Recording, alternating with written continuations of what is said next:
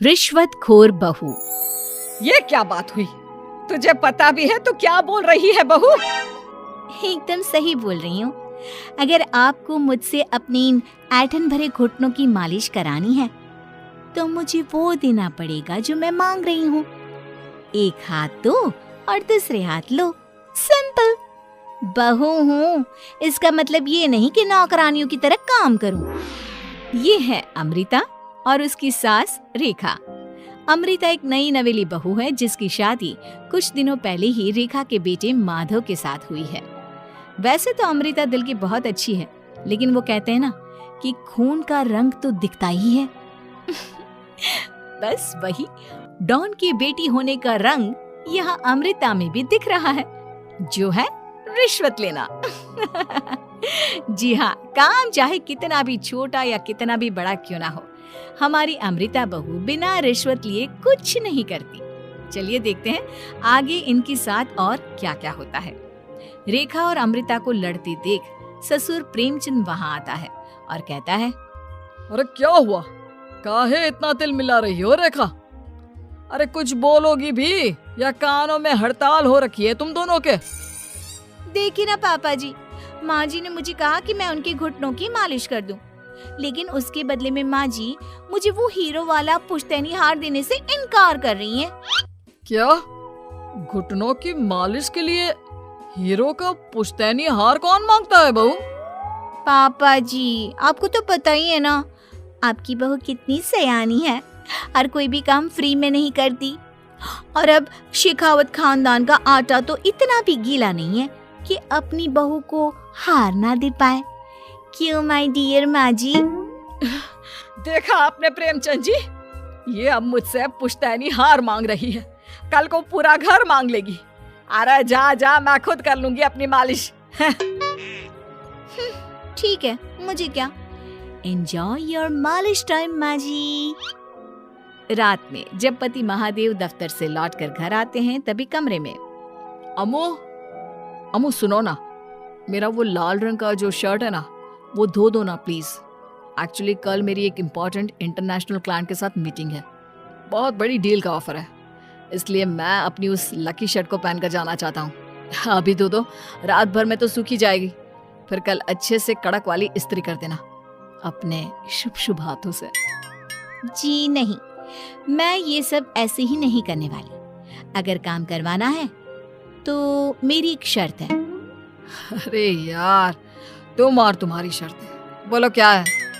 आपको मुझे 10 मनीष मल्होत्रा डिजाइनर की साड़ियाँ दिलानी होगी। 2 हफ्तों में मेरी स्वीट हार्ट फ्रेंड बिल्लो रानी की शादी है। मैं वहाँ डिजाइनर साड़ी पहनकर जाऊंगी और सब कुछ जला दूंगी। माधव अपनी बीवी की बात सुनकर हैरान परेशान अपने सर पर हाथ रखकर बैठ जाता है। अरे तुम बीवी हो या आफत? तुम्हारे दिमाग में जंग लग गया है क्या? देखो इतने सारे पैसे नहीं है मेरे पास। तुम्हारी याददाश्त तो जगह पर है ना माधव, भूल गए? मैं एक डॉन की बेटी हूँ। अगर तुमने मेरे कहे मुताबिक काम नहीं किया तो तुम्हारे लाल शर्ट को दूर ही रखो, मेरे पापा तुम्हें ही लाल कर डालेंगे। ठीक है, चलो अब ज्यादा मत डराओ, तुम्हें जो चाहेगा मिल जाएगा। अब ये डर और रिश्वत का सिलसिला यूं ही चलता रहता है और इसी तरह समय बीतता रहता है। एक सुबह सब नाश्ते के टेबल पर बैठे थे, जहां अमृता सबके सामने एक व्हाइट बोर्ड लाती है जिस पर दिन भर के सारे कामों के रेट लिखे हुए थे। अब ये क्या है? टीचर नहीं बनने का इरादा है क्या तेरा? अगर हाँ तो अफसोस, बेचारे बच्चे, उनका भविष्य तो अंधेरे में है।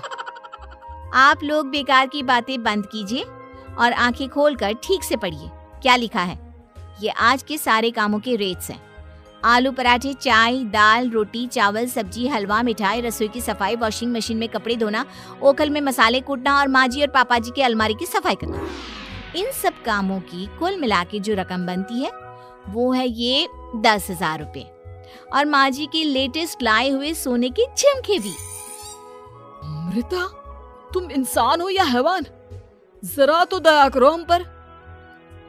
हे राम जी, उठा लो, अब ना देखा जाता ये सब।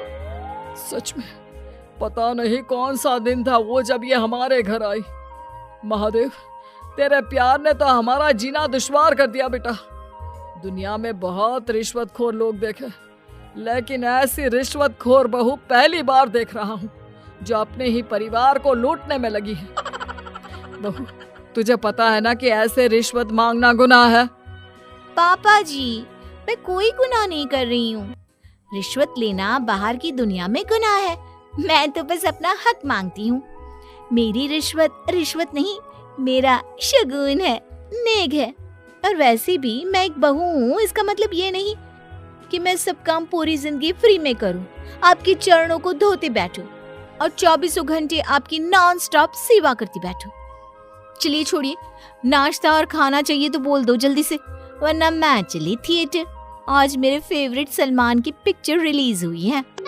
इतना कहकर अमृता वहां से चली जाती है। इस बेवकूफ का जल्दी कुछ करना पड़ेगा। कुछ दिनों बाद घर में पूजा रखी थी और पूजा में 11 पंडितों का खाना बनाने के लिए कहा जाता है, वो भी नई बहू के हाथों से। देखो अमृता बहू, आज घर में पूजा है, 11 पंडितों को खाना खिलाना है। 56 भोग बना पाओगी?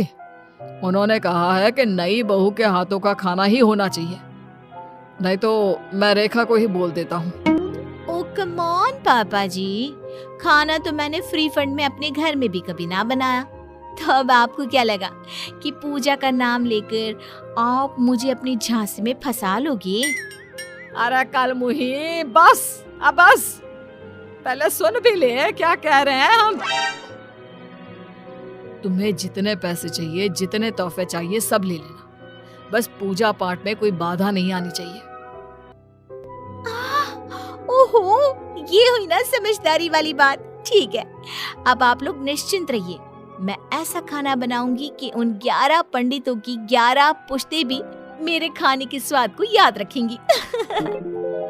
अमृता पंडितों के लिए खाना पकाती है और पूजा संपन्न होने के बाद उन्हें केले के पत्तों पर खाना परोसती भी है, जिस पर खाने का पहला निवाला खाते ही वो क्या भोजन है। हम इतनी जगहों पर जाते हैं, लेकिन इतना अच्छा स्वाद तो काफी मुश्किल से चखने मिलता है। रेखा जी, प्रेमचंद भाई साहब, आप लोग सच में भाग्यवान हो कि आपको इतनी सर्वगुण संपन्न बहू मिली है, जिसके हाथों में साक्षात माँ अन्नपूर्णा विराजती है। सर्वगुण संपन्न, सबको संपन्न कर देगी यह खूंखार औरत। कुंडली मार कर बैठ गई है मेरे बेचारे बेटे के जीवन में। एक मिनट, अरे ये बात मेरे इस बूढ़े दिमाग में पहले कैसे नहीं आई? इस अमृता की बच्ची को मैं अपने घर से बाहर कैसे निकालूं? इसका उपाय तो पंडित जी के पास जरूर रहेगा। रेखा अगले दिन पंडित जी के पास जाकर उन्हें अमृता के बारे में सब कुछ बता देती है, जिसे सुन पंडित जी भी परेशान हो जाते हैं। अरे, ऐसी बहू तो 7 जन्मों में भी किसी को नसीब ना हो भगवान। देखिए रेखा जी, आपकी रिश्वतखोर बहू और आपके बेटे की कुंडलियों को जोड़कर देखा है मैंने, लेकिन इसमें तो यही बता रहे हैं कि ये आपके जीवन से कभी नहीं जाने वाली। इसलिए उससे सुधारने के लिए जल्दी आप लोगों को ही कुछ करना होगा, नहीं तो एक दिन वो आप लोगों को कंगाल करके ही दम लेगी। नहीं, ऐसा हरगिज नहीं होगा। मैं कुछ करूंगी, हाथ पे हाथ धरे नहीं बैठूंगी मैं। वहीं घर पर अमृता को ये पता चल जाता है कि उसकी सास रेखा पंडित जी के पास उसकी और महादेव की कुंडलियां लेकर गई थी, और इस पर जब रेखा घर लौटती है तब वाह माँ जी वाह, बहुत ही ज्यादा सयानी निकली आप तो। लेकिन मैं आपको एक बात बताना चाहती हूँ कि मेरी और महादेव की कुंडलियां जोड़कर पूजा पाठ और हवन करके भी कुछ नहीं मिलेगा, क्योंकि मैं ऐसी बला हूँ जो आप सबकी जिंदगियों से अब कभी नहीं टलने वाली। फिर चाहे आप कितने भी टोटके हवन या उपाय कर लें। तो खुद को समझती क्या है रे बदतमीज।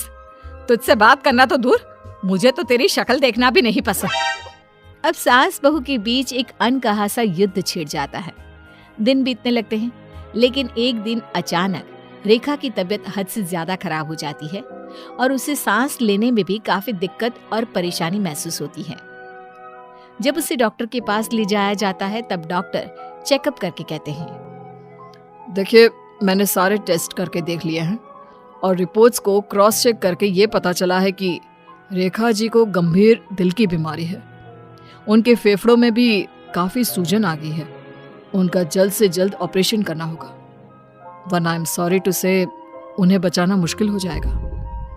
ये खबर सुनकर प्रेमचंद और माधव दोनों हक्का बक्का रह जाते हैं। लेकिन डॉक्टर साहब, कितने पैसे लगेंगे ऑपरेशन के लिए? और उसके बाद रेखा पूरी तरह ठीक तो हो जाएगी ना? जी हाँ, इस ऑपरेशन के बाद वो बिल्कुल ठीक हो जाएंगे, लेकिन वो तभी हो सकता है जब ऑपरेशन टाइम से हो पाएगा। और रही बात ऑपरेशन के खर्चे की, तो उसमें तकरीबन 6 से 7 लाख रुपए तक लग सकते हैं। जहां एक तरह सब रेखा की तबीयत और ऑपरेशन को लेकर परेशान होते हैं, वहीं घर पर रेखा को बिस्तर पर देखकर भी अमृता के अंदर जरा भी दया नहीं आती। ओ माँ जी, ये अपना फालतू का मेलोड्रामा बंद कीजिए ना आप। मुझे पता है आपको मुझे रिश्वत नहीं देनी है और घर के सारे काम मुझसे मुफ्त में करवाने हैं, इसीलिए आप ये सब कर रही हो ना। सीरियसली अमृता, ऐसे हालात में तुम ऐसी बातें कैसे कर सकती हो? हम यहाँ परेशान हैं कि ऑपरेशन कैसे कराएंगे, बैंक में इतने पैसे भी नहीं है, और तुम माँ को ताने सुना रही हो। अरे अमृता बहू, मैं भला ढोंग क्यों करूंगी? हम 6 से 7 लाख का बंदोबस्त कैसे करेंगे? करेंगे पापा, कैसे भी करेंगे। अमृता, अगर कभी भी जिंदगी में तुमने मुझसे सच्चा प्यार किया है, एक पल के लिए भी सही, तो तुम्हें आज इस परिवार, इस घर की नींव, मेरी माँ को बचाना होगा। हमने अपना सब कुछ तुम्हें दे दिया है, अब तुम्हारी बारी है अपने किए का हिसाब चुकाने की। मुझे पता है तुम्हारे अंदर भी दिल है। अमृता बिना कुछ कहे वहां से चली जाती है और अपने कमरे में जाकर वो अलमारी में से अपनी माँ की तस्वीर को निकालकर अपने सीने से लगाती है और भावुक हो जाती है। माँ, आपके जाने के बाद पापा ने ही मेरा ख्याल रखा, लेकिन उनकी वजह से ही मुझ में काफी बुरी आदतें भी आ गई। शायद मुझे इतना बुरा आपकी गैर मौजूदगी ने ही बनाया। मैंने कभी आपकी लोरी नहीं सुनी, आपकी गोद में नहीं सोई, आपके हाथों से अपने बालों की चंपी नहीं करवाई, क्योंकि वक्त से पहले ही आप मुझे यहाँ छोड़कर चली गई। लेकिन अब मैंने जितना भी इस घर से लिया है, उतना सूद समेत चुकाने की बारी आ गई है। अब मैं अपने रहते अपने प्यार को भी उसी दर्द से नहीं गुजरने दे सकती जो मैंने आपके नहीं होने से सहा है। अमृता तुरंत ही अपने सारे पैसे और गहने माधव को लौटा देती है और रेखा का ऑपरेशन किया जाता है। रेखा ठीक हो जाती है और जब घर आती है तब अमृता दरवाजे पर आरती की थाली लिए खड़ी होती है। वेलकम होम माँ जी, आई मिस्ड यू। पता है कितने दिनों से किसी के भी साथ लड़ाई नहीं की थी मैंने, और ना ही किसी से रिश्वत मिली मुझे। क्या? हमें तो लगा था कि तेरी अकल ठिकाने आ गई है, लेकिन तू तो अभी भी जैसी की तैसी ही है। माँ जी, पूरी बात तो सुनिए। हाँ, ये सच है कि मैं रिश्वत लिए बिना नहीं रह सकती लेकिन अब ना मेरी रिश्वत बदल गई है। अब मुझे हर काम के बदले झप्पी, अपनापन, प्यार और अपनी इस माँ का दुलार चाहिए ये सब तो हम तुझे भर भर के दे सकते हैं बेटा। पूरा घर एक साथ अमृता को जोर की झप्पी देता है और सब हंसते मुस्कुराते घर के अंदर चले जाते हैं।